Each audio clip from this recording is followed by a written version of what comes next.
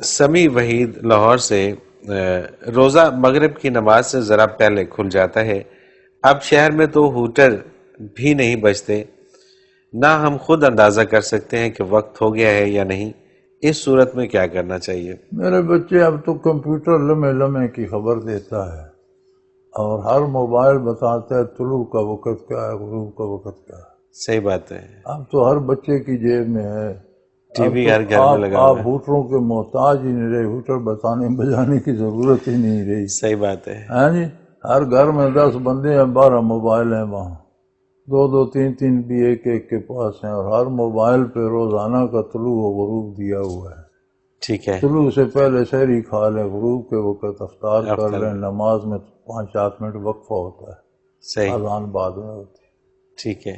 तो अब तो आपकी जेब में है टाइम यार, आप खामखा